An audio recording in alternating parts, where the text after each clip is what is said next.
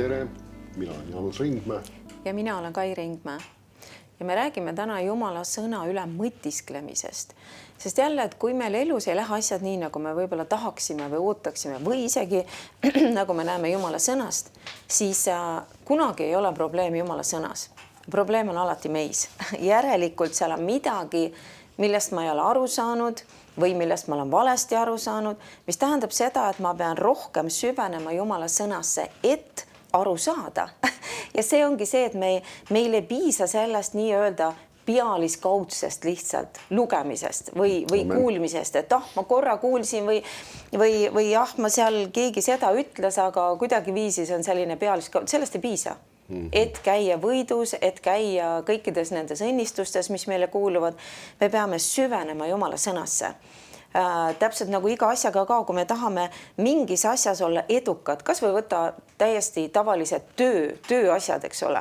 Ütleme, keegi on mingi puutöömees või keegi on mingisugune elektrik, siis ta ei saa lihtsalt pealiskaudselt kuidagi viisi omastada mingisugust teadmist. Ei, ta peab süvenema, ta peab õppima, ta peab mõistma neid asju ja nüüd ta läheb ja nüüd ta on edukas selles asjas. Ja tegelikult Jumala sõnaga on täpselt sama, et meil ei piisa sellest pealiskaudsest lähenemisest, vaid me peame süvenema Jumala sõnasse. Ja nüüd, kui me süveneme sellesse ja kui me mõtiskleme selle sõna üle, nüüd see sõna saab osaks meist ja nüüd me saame minna ja elada selle järgi ja me oleme edukad. Nii et see mõtisklemine on üks väga oluline nii-öelda lünk või see element kõige selle juures, meie kristliku elu juures, et olla edukad. Ma loen siia algusesse ühe üsna tuntud kirjakoha, see on Joosua raamatu esimeses peatükis ja 8. salmis. Nüüd see on ükses huvitavas kontekstis kirjutatud. Joosua oli saanud just Iisraeli rahva juhiks ja Jumal annab talle juhised, kuidas ta võiks edukalt oma ülesandeid täita, kuidas ta võiks selles juhi kohas olla. Ja ta annab talle ühe väga olulise ja lihtsa printsiibi tegelikult. Ja siin ta ütleb 1.8 siis. Ärgu lahkugu see käsuõpetuse raamat sinu suust, vaid mõtle selle päeval ja öösel, et sa peaksid hoolsasti kõike, mis sinna on kirjutatud, sest siis õnnestub su teekond ja siis on sul kordaminek. Nüüd ma usun, et mitmetele kristlastele jäävad silma just need lõpufraasid, et õnnestub teekond ja siis on sul kordaminek. Aga alati tuleks vaadata, mis on selle alguses. Mis on see, mis toob selle edukuse ja mis toob selle õnnestumise. Ja siin on väga selgelt öeldud üks asi, millega me täna väga pikalt ei tegele, on ärgu lahkugu see käsuõpetuse raamat sinu suust. See on see, mis me räägime. Just ka, et me räägime Jumala sõna. Siin ta räägib küll käsuõpetuse raamatust, ütleme vana lepingu osast, aga tegelikult me võime seda tänasel päeval vaadata kui kogu Jumala sõna. Ja siis ta ütleb vaid mõtle. Nüüd see on see, millega me hakkame nüüd täna siis tegema. Nüüd see sõna on päris huvitav. Paljud teised tõlked isegi tõlgivad selle ka mediteeri. Nüüd ma tean, see sõna, see mediteerima on natuke ära rikutud just selles mõttes, et paljud ikka kultuslikud idamaised usundid kasutavad seda sõna ja räägivad tegelikult millestki väga veidrast. Nüüd see, mida Jumala sõna selles juures räägib, on tegelikult, et sa mõtled Jumala sõna üle ja sa räägid seda samal ajal välja. Ehk siis sa kordad seda ja see on see, mida Jumala sõna ütleb, mis me peaksime tegema tema sõnaga. See tähendab seda, et me võtame need konkreetsed salmid, me loeme seda ja me mõtiskleme selle üle. Nüüd see ei ole mitte selline vurinal üle lugemine, vaid see on see, et sa süvened ja süüvid sellesse. Ja nüüd me on huvitav vaadata just ka siin, kasutab nüüd ka, kui palju seda peaks siis tegema. Ta ütleb päeval ja öösel. Nüüd mõni inimene võib selle peale öelda, et kuule, see küll ei ole võimalik, et ma päeval ja öösel kogu aeg saaksin Jumala sõna üle mõtelda. Nüüd oleme ausad, me mõtleme kogu aeg, kui me ikkagi nii-öelda ärkvel oleme millegi peale. Nüüd, kas ei võiks olla Jumala sõna? Väga sageli inimesed mõtlevad just muremõtteid ja võib-olla segaduse mõtteid, hirmu mõtteid. Jumala sõna oleks see, mis me peaksime mõtlema selle asemel. Ja miks ta seda ütleb? Sellepärast, et see on meie valida. Meie võime valida, et me mõtiskleme. Nüüd üks asi, mis ka on Jumala sõnast kindlasti väga oluline, kui me mõtiskleme selle üle, teha see isiklikuks. Mul tuleb meelde Markuse evangeeliumi 5. peatükis räägitakse ühest naisest, kes oli veritõbine. Võib-olla on kuulnud tema lugu, kuidas ta terveks sai. Ja ta ütleb, et ka just seal, et ta mõtles ja mõned tõlked ütlevad ka, et ta mõtles ja ütles korduvalt. Kui ma aga puudutaksin Jeesuse kuube, siis ma saaksin terveks. Ja me näeme, et ta oli kuulnud, et Jeesuse peal on Jumala vägi, Jumala võidmine ja see tervendab. Ja ta teeb selle väga isiklikuks. Ta ütleb, et kui mina puudutan, siis mina saan.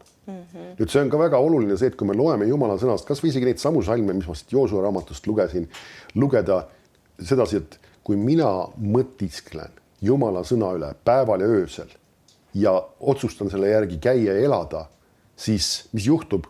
Minul õnnestub teekond ja minul on kordaminek ja me võime julgelt selle teha väga isiklikuks, sest et Jumala sõnas on väga palju asju, mis on just konkreetselt meile ja selles ei ole midagi isekat tegelikult.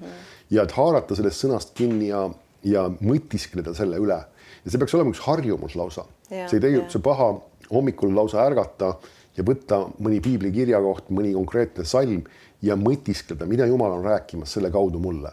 Võib-olla Jumal annab vahest meile mingi teema või annab meile mingid salmid, mida me korduvalt uuesti uurime ja räägime iseenda kohta.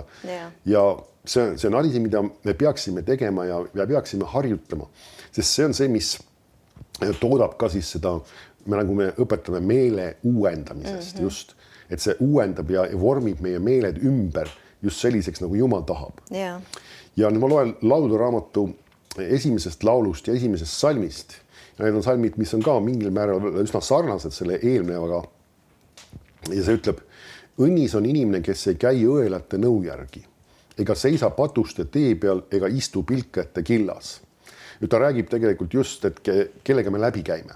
Ja need inimesed panevad meisse mida? Mõtteid. Ja selle asemel, et võtta neid mõtteid valedest allikatest ja valest kohast, ta ütleb, vaid kel on hea meel Jehova käsuõpetusest ja kes uurib ta käsuõpetust ööd ja päevad. Me näeme siis, et ta teeb ühe valiku, see inimene. Et ta otsustab uurida, nüüd see sõna uurima on jällegi seesama, mis oli seal Joosua raamatus tõlgitud meil kui mõtlema või see on tegelikult siis mõtisklema või ka mediteerima. See, et sa võtad selle Jumala sõna, sa räägid seda ja sa mõtled selle üle. Ja sellisel viisil sa ka uurid seda Jumala sõna käsuõpetust. Jällegi on näha ööd ja päevad. See tähendab seda, et see peaks olema üks vägagi pidev ja sage asi, mida me teeksime. Siis ta ütleb, siis ta on otse kui puu, mis on istutud veeojade äärde, mis oma vilja annab omal ajal ja mille lehed ei närtsi ja kõik, mis ta teeb, läheb korda. Jällegi me näeme korda minekut ja edu ja jälle, mille järel see on? Pärast seda, kui me oleme uurinud Jumala sõna ja pärast seda, kui me oleme teinud selle sõna järgi.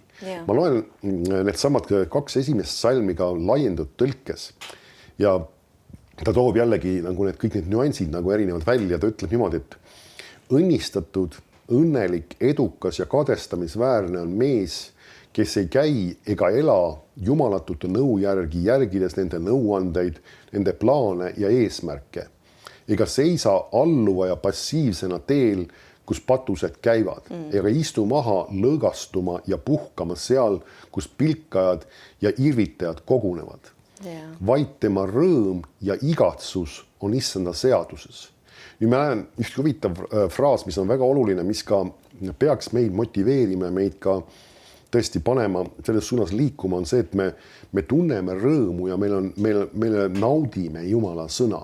Et see ei peaks olema midagi sellist, jälle loevad piiblit, miks jälle see jutlus nii pikk peab olema ja see ei tohiks olla asi, millele me anname maad oma mõtlemises.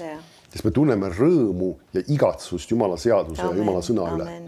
Ja see ütleb, ja tema seaduse üle Jumala ettekirjutuste, siis juhiste ja õpetuste üle ta harjumuspäraselt mõtiskleb, juurdleb ja uurib päeval ja ööl. Nüüd siin seesama sõna mediteerima on nagu lahti seletud, mis ta enesest ka sisaldab. See tähendab mõtisklemist, see tähendab ka juurdlemist ja tähendab ka uurimist. Seesama, et need on need mõtted, kuidas me süveneme Jumala sõnasse, et me ei vaata seda, et siin oli öeldud midagi seda, ei me mõtleme, mis see enesest sisaldab. Mis see mulle räägib, mida see konkreetselt ütleb, võib-olla mis mõned teised kirjakohad selle sama teema kohta veel ütlevad.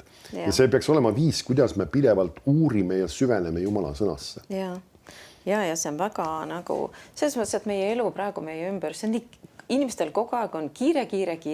Ja nüüd ongi see, et aga miks meil on kiire, sest et me võtame endale nii palju igasuguseid kohustusi ja me peame küsima, et kas tõesti kõige selle keskel mul ei jää aega Jumala sõna jaoks. Ja nüüd siin ongi see, et miks tegelikult mõned inimesed on edukad oma elus ja mõned ei ole. Sest et kui me ei leia seda aega Jumala jaoks, siis kuidas me saame olla edukad? Me peame, see peaks olema meie absoluutne prioriteet, et me leiame aega Jumala sõna jaoks, et seda uurida, et seda tähele panna. Ja ma loen Johannese evangeeliumist ja 8. peatükist. Ja salmis 31 ütleb nii, siis ütles Jeesus juutidele, kes teda uskusid. Kui te jääte minu sõnasse, jälle siin on see jäämine, siis ta ütleb, siis te olete tõesti minu jüngrid. Nüüd jünger on tegelikult õpilane. Jünger tähendab õpilast. See tähendabki, Jeesus ütles, et kui te jääte minu sõnasse, siis te olete minu jüngrid. Et üks jünger ei ole lihtsalt see, kes vahest arva nii-öelda komistab Jumala sõna otsa või vahest arva ilmub kogudusse või vahest arva tal üldse tekib mõte, et võiks nagu võtta kätte piibli või kuulata mõnda jutlust. See ei ole õpilane. Õpilane on, kui me isegi mõtleme õpilaste peale, ta tõuseb igal hommikul, ta läheb kooli, ta õpib oma need õppeonju, ta tuleb koju, ta õpib jälle, ta teeb oma mingisugused tööd, eks ole, et see on pidev tegelikult ühte asja süvenemine, ühte asja endasse panemine ja Jumala sõnaga me peame täpselt samamoodi tegema, kui me tahame olla tõesti tema jüngrid.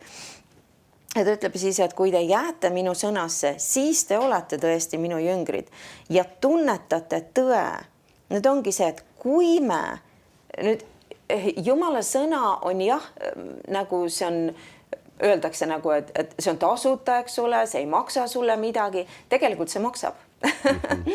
See maksab sulle sinu aega, see maksab sulle sinu pühendumist, see maksab sinu südame, tegelikult kogu sinu elu mõnes mõttes.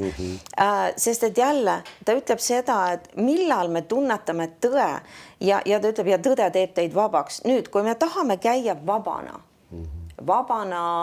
igasugustest rõhumistest ja vabana haigustest ja vabana puudustest ja vabana mis iganes depressioonist ja mis iganes asjad veel on meie ümber. Kui me tahame käia nendest asjadest vabana, siis me peame, mis ta ütleb, tunnetama tõe. Jumala sõna, me peame saama ilmutuse Jumala sõnast. Nüüd, kuidas me saame ilmutuse? Kui me oleme tõesti tema jüngrid, mis see tähendab, kui me jääme tema sõnasse. Et kui me võtame selle sõna ja nagu sa tõid ka kirjakohad, kui me mõtiskleme selle üle pidevalt. Jälle, kui me Jumal ütles ka oma rahvale, et te peate ju seda sõna, see peaks olema teie suus, on ju teed käies, maha istudes, eks ole, mida iganes me teeme. See tähendab, kui me oleme minemas kuhugi, siis selle asemel, et mõelda, mis homme saab või mis täna õhtul süüa teha või siis me saame mõelda Jumala sõna peale. Kui me istume bussis või trollis või trammis või me sõidame kuhugi või isegi oma autos, me saame mõelda ja me saame rääkida endale Jumala sõna. Me saame mõtiskleda Jumala sõna üle. See tähendab seda, et meil tegelikult on seda aega piisavalt, et seda teha. Me peame lihtsalt seda avastama, et meil see aeg on. Sest et jälle, mis juhtub, me oleme kasutamas seda aega tihti valedesse asjadesse ja valedel põhjustel. Ja sellepärast me ei näe edu oma elus.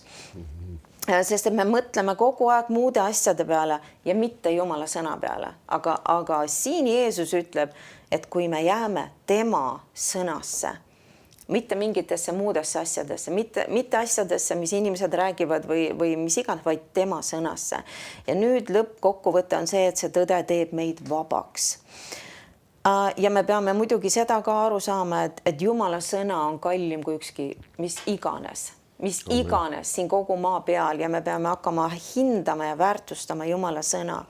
Nüüd, kui me vaatame Rooma 12. peatüki, ja esimene ja teine salm ütlevad nii, ma manitsen teid nüüd vennad Jumala suure südamliku halastuse tõttu, andma oma ihud elavaks pühaks ja Jumala meelepäraseks ohvriks.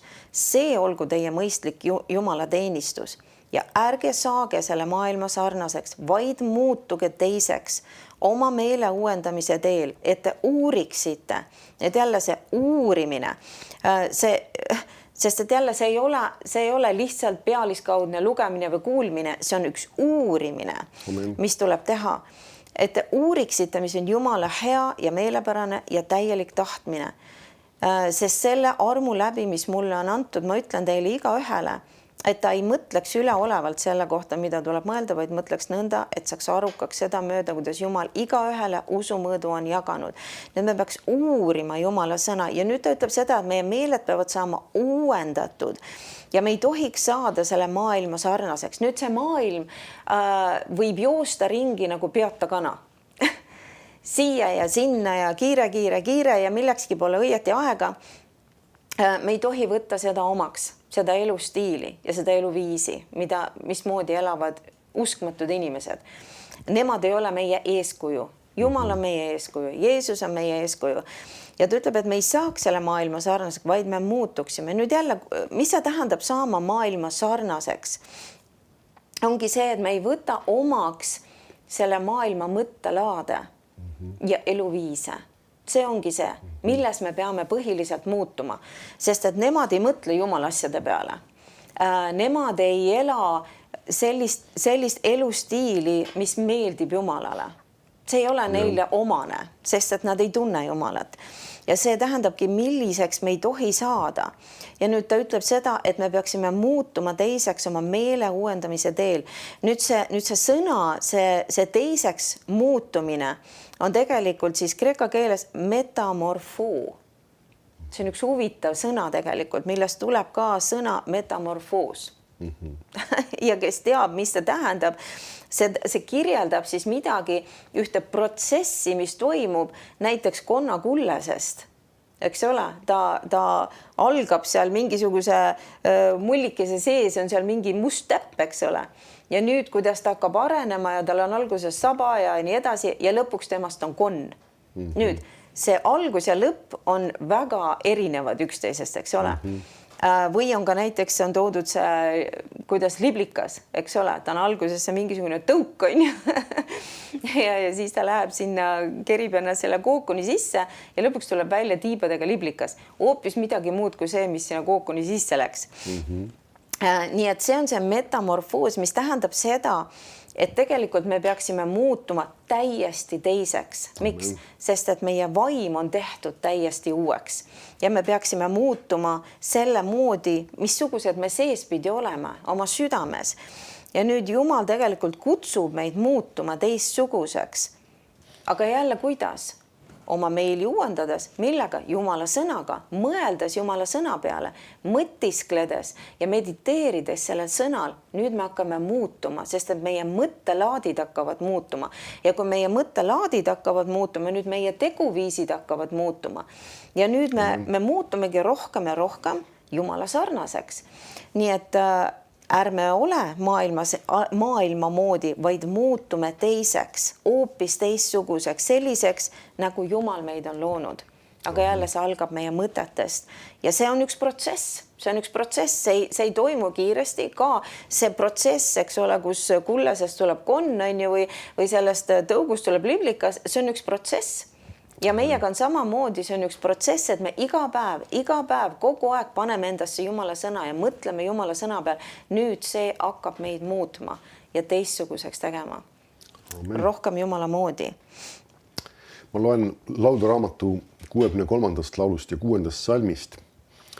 Ja siin Taavet ütleb niimoodi, nagu rasvast ja õlist täitub mu hing. Mu suu kiidab sind õiske huulil. Kui ma sind meenutan oma voodis ja sinule mõtlen vahikordade ajal. Kui ma sind meenutan oma voodis ja mõtisklen sinu üle öiste vahikordade ajal. See ütleb siis, see oli lainult tõlge, mis ma siin lugesin. Nüüd, kui sa vaatad seda, siis me näeme, ütleme see aeg, kus võib-olla me oleme voodis ja võib-olla veel ärkvel siiski, siis see võib-olla ei ole väga aktiivne aeg. Aga me näeme, et Taavet kasutas seda väga targasti. Ta mõtiskles mille üle? Jumala sõna üle. Amen. Ja siin ta ütleb, et tema siis nende vahikordade ajal, et see oli siis, ta oli kuskil, ma ei tea, kus ta vahis oli parasjagu ja see oli ka vist öisel ajal, siis tal ka nagu öeldakse väga palju midagi teha ei olnud, aga ta kasutas seda jällegi milleks, et mõtiskleda Jumala sõna. Nüüd me peaksime selle peale ka mõtlema, et meie elus on ka erinevaid asju, kus me ei ole võib-olla aktiivselt midagi kogu aeg tegemas, kus me mõte ei pea kogu aeg selle asja juures detailselt olema ja kus me võime mõtiskleda Jumala sõna, kus me võime täita oma mõtted Jumala sõna üle ja see peaks olema üks harjumus.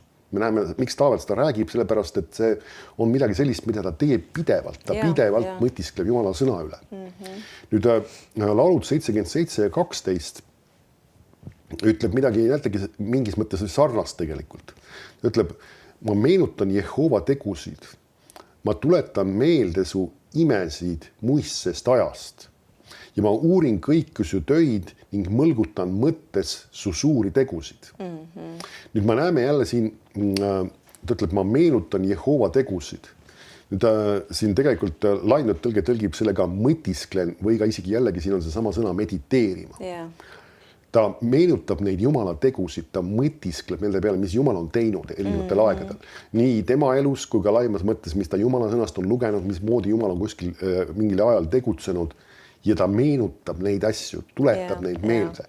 Need on asjad, mis me peaksime ka, see tähendab seda, et me mõtleme tegelikult nende lugude peale, mis piiblis on kirjas, mida Jumal on teinud, mismoodi on tegutsenud ja see peaks olema midagi sellist, sest see sõnastus räägib just sellest, et talle läheb väga see korda. Ja, amen. Ja ta ütleb, ma uurin kõiki su töid ning mõlgutan mõttes su suuri tegusid. Järelikult ta vaatas seda ka, kuidas Jumal tegutses. Et mõista seda, mismoodi ta tegutseb, mis on Jumala eesmärgid ja mis on Jumala plaanid. Ja see peaks olema ka, et me lihtsalt me ei tutvu piibliga kui lihtsalt mingisuguse ajaloo raamatuga või me ei tutvu piibliga, et me lihtsalt tahame, ma ei tea, mingit informatsiooni sealt saada. Ei, me peaksime lugema Jumala sõna eesmärgiga tõesti, et mõista, kuidas Jumal tegutseb, kuidas ta liigub ja samas, et me võiksime temaga koostööd teha, et me võiksime näha teda ka enda elus liikumas. Ja, just.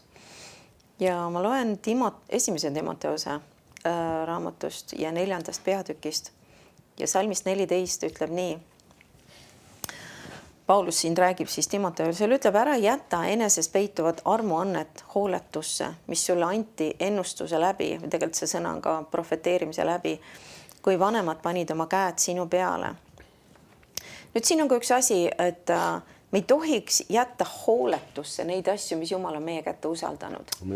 Sest et nad on kallihinnalised asjad. Iga asi, mis Jumal on meile andnud, see on kallihinnaline ja väga-väga väärtuslik. Ja me ei tohiks jätta neid asju hooletusse. Ja seda harrasta, selles ela, et sinu edenemine oleks ilmne kõikidele. Pane tähele iseennast ja õpetust. Püsi kindlasti selles, sest kui sa seda teed, päästad sa enese ja need, kes sind kuulevad. Nüüd ma ütlen siin kohe ära, et see päästad sa enese, mõned mõtlevad appikene, mis ma ei ole siis päästetud või nagu mul on vaja uuesti päästetud saada. See sõna siin tegelikult on kreeka keele sõna sozo. Ja see tähendab tegelikult päästet siis mitte ainult võrgust, eks ole, see tähendab päästet ka haigustest, päästet ka vaesusest, kõikidest needustest tegelikult. Nii et see on nagu siuke suur pilt, eks ole, et me astume tegelikult selle tõelise edu sisse, eks ole, kui me paneme tähele iseennast ja õpetust. Nüüd ongi jälle, mis see tähendab, et nagu, kuidas ma panen tähele iseennast ja õpetust? Me peaks pidevalt tegema nii-öelda nagu, võiks öelda nagu inventuuri oma elus. Vaatama kogu aeg, et okei, ma võtan piibli lahti ja ma hakkan lugema ja nüüd ma peaksin panema nagu enda elu sinna kõrvale. Et kas minu elu läheb kokku sellega, mis Jumala sõna ütleb. See on nagu, kui poes, ma mäletan nõukaajal, kui tehti inventuurist, mu ema oli müüja, et sa paned selle paberi sinna, mis näitab sulle mingisuguseid numbreid ja nüüd sa pead oma kauba üle lugema, vaatama, kas see vastab sellele paberile. Ja nüüd ongi see, et me peaks panema oma elu sinna kõrvale, Jumala sõna kõrvale ja vaatama, kas meie elu vastab Jumala sõnale. Kas ma elan nii, nagu Jumala sõna ütleb? Kas ma mõtlen neid asju, mida Jumala sõna ütleb, et ma peaksin mõtlema? Sest et Jumal isegi ütleb meile, mille peale mõelda. Amen. et Jumal on teinud meile asjad tegelikult kõik väga lihtsaks. Ta ütleb meile väga paljud asjad ette. Me ei pea ise mitte midagi välja nuputama, sest et Jumal on omas sõnas absoluutselt kõik meie elu jaoks valmis pannud, ette kirjutanud. Me peame selle lihtsalt sealt välja noppima ja rakendama selle oma ellu. Ja tegelikult absoluutne edu ongi nii lihtne. Võta lihtsalt see, mida Jumal ütleb oma sõnas ja tee ja ela selle järgi. Ja me elaksime täielikus edus ja me elaksime täielikus tervises ja me käsikäiks hästi ja kõik oleks väga hästi. Et jälle me jõuame selle peale, et kunagi ei ole nii-öelda probleem Jumala sõnas või Jumalas. Alati on probleem meis. Kas meie oleme tegemas seda, mida Jumal meile ütleb? See on see oluline asi. Ja kui me ei näe Jumala sõnast seda oma elus, mida Jumala sõna ütleb, nüüd mina pean tegema muutused. Mina pean tegema selle muutuse või ma saan aru, et okei, need mõtted, mis on minu peas, mida ma olen lubanud oma pähe, eks ole, sest jälle, see on meie meelevallas, mida me mõtleme. See on minu lubada ja see on minu keelata tegelikult, mis minu peas toimub. Ja nüüd, kui ma saan aru, et appikene, aga Jumala sõna ütleb, et ma ei tohiks mõelda sellistele asjadele. Mis see nüüd tähendab? See tähendab seda, et mina pean võtma endal natist kinni ja tegema korrektuure ja ütlema, et okei, isa, kui sina ütled omas sõnas, et ma ei tohiks sükest asjadele mõelda, siis ma tahan olla sulle sõnakuulelik ja ma lõpetan selliste mõtete ringi keerutamise oma peas. Et nii lihtne see ongi. Või ma loen Jumala sõnast ja ma näen, et appikene Jumal ütleb, et ärgu tulgu selline või selline asi sinu suust. Ja ma mõtlen, oi, ups, see on minu suust tulnud. Ja nüüd on jälle see punkt, kus mitte, et kuidagi viisi lihtsalt panna piibel kinni, see ei meeldi mulle ja see on liiga keeruline, see on liiga karm. Ei, kui ma tahan edukat elu elada, nüüd mina pean tegema korrektuurid. Amen, sest et Jumal ei pea kunagi tegema korrektuure. Sest et tõde on see, et Jumal on alati tegemas kõike õieti, Jumal on alati teinud kõik õieti. See, kus on probleemid, on alati meie pool. Nii et kui me näeme midagi Jumala sõnast, mis ei vasta meie elule, siis meie peame tegema korrektuurid, meie peame asjad panema korda, meie peame andeks paluma Jumala käest, et me oleme teinud teatud asju, mida me nüüd näeme äkki piiblist, et appikene, Jumalale see ei meeldi ja Jumal ei taha, et ma teeksin sellist asja või mõtleksin selliseid mõtteid või ütleksin selliseid sõnu. Nüüd mina pean tegema korrektuure. Kui ma tõesti armastan Jumalat ja kui ma tõesti tahan olla tema jünger või tema õpilane, siis ma pean panema asjad korda oma elus ja nüüd Jumala õnnistus tuleb minu ellu, tema arm tuleb minu ellu ja nüüd mu käsi käib hästi. Miks? Sest et ma olen astunud sõnakuulelikkusesse ja ma olen võtmas tema sõna ja ma olen rakendamas seda oma ellu ja mu käsi käib hästi. Ja tervis on minu ihus ja mu rahaprobleemid lõpevad ära. Miks? Sest et Jumala õnnistus on nüüd vabalt voolamas minu ellu, sest ma olen sõnakuulelik tema sõnale, sest ma mõtlen tema sõnale, ma räägin tema sõna, ma uurin tema sõna ja ma panen seda oma ellu, ma rakendan seda ja see toob mulle edu kõikides minu elualades. Nii et vaatame iseennast, teeme korrektuure, teeme inventuuri ja võtame Jumala sõna ja mõtiskleme selle peal, sest selles on meie edu ja meie elu.